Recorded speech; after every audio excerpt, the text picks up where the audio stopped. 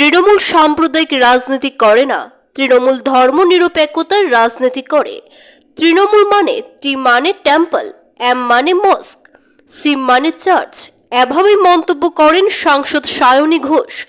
বক্তব্যের মাঝে তিনি সংলাপও তুলে ধরেন, আর উপস্থিত দর্শক হাত তালির মাধ্যমে তার বক্তব্যকে স্বাগত জানান। তিনি আরও বলেন, বিজেপি ও কংগ্রেস নীতিহীন রাজনীতি করছে। এখন এমন পরিস্থিতি তৈরি হয়েছে যে আরএসএস এর লোকজনকেও কংগ্রেস টিকিট দিচ্ছে। সমগ্র দেশে একমাত্র মমতা বন্দ্যোপাধ্যায় বিজেপির বিরুদ্ধে সরাসরি লড়াই চালিয়ে যাচ্ছেন বলেও তিনি উল্লেখ করেন। এভাবে সুস্মিতা দেবও বিজেপির সমালোচনা করেন। লড়াইটা কার বিরুদ্ধে? আর বিজেপি মানে কি? ভারত জ্বালাও পার্টি। বিজেপি মানে কি? ভারতীয় জুমলা পার্টি। প্রথমে প্রতিশ্রুতির ললিপপ দেখাবে, আর তারপর ভোটে জিতে গিয়ে হাতে নিমের দাঁতন ধরিয়ে দেবে। এই হচ্ছে বিজেপি।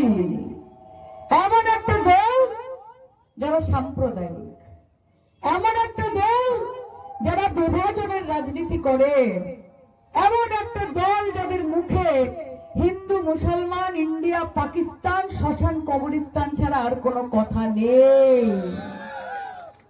পরিবর্তন লাগে কি লাগে না বলেন তো? হ্যাঁ, উন্নয়ন লাগে না লাগে না? তো পরিবর্তন যদি লাগে, উন্নয়ন যদি লাগে, তাহলে তৃণমূল কংগ্রেস এবং মমতা ব্যানার্জিকে লাগে। कि रोशनी चांद से होती है सितारों से नहीं, कि रोशनी चांद से होती है सितारों से नहीं, और मोहब्बत दीदी से होती है किसी शाह या मोदी से नहीं। सबका साथ, सबका विकास, सबका विश्वास, और इलेक्शনের পরে खुद का साथ, अंबानी अदानी का विकास, गरीबों का विनाश और देश और संविधान का सर्वनाश। এটাই হচ্ছে বিজেপি।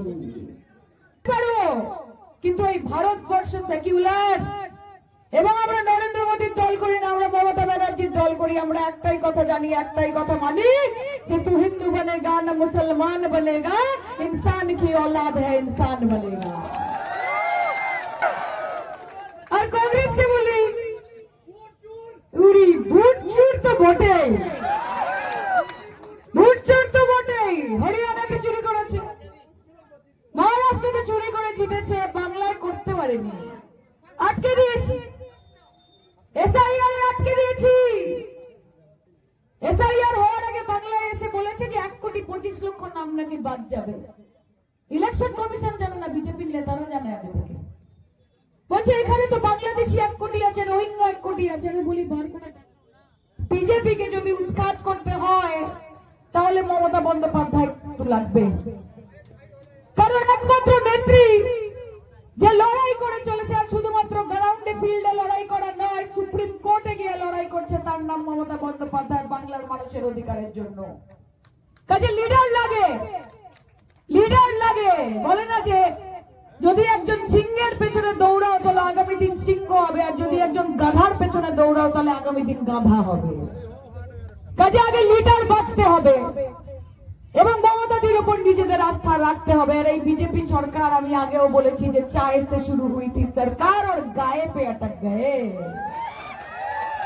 कि चाय से शुरू हुई थी सरकार और गाय पे अटक गए, और विकास के पापा मोदी जी रास्ते में भटक गए। तो जो भटक गए वो अटक गए, ওনাকে আর এনে কোনো কাজ নেই। আর কংগ্রেস যেমন সুস্মিতাদি বললেন যে আমাদের তোমরা বি টিম বলছো, পশ্চিমবঙ্গে 294টা ক্যান্ডিডেট, তার মধ্যে কংগ্রেস 284টাতে খেলছে, আর আমাদেরকে তোমরা বলছো বিজেপির বি টিম। তোমরা তো বিজেপির A team, C team, B team, F team, E team, A to Z team. তোমরা নিজেদের লড়ার ক্ষমতা নেই, নিজেদের লড়ার মুরদ নেই, নিজেরা সারাক্ষণ ভয় থরহরি কম্প। আর যখন মমতা ব্যানার্জি লড়তে আসছে, তখন আজিজ ভাই তুমি মায়ের কাছে মাসির গল্প করছো।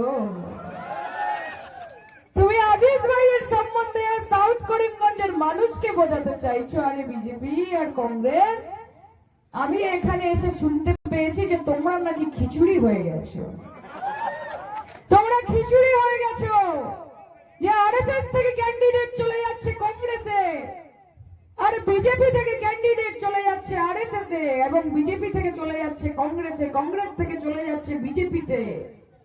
মানুষ আর খিচুড়ি খেতে চায় না, মানুষ এবার পোলাও খেতে চায়।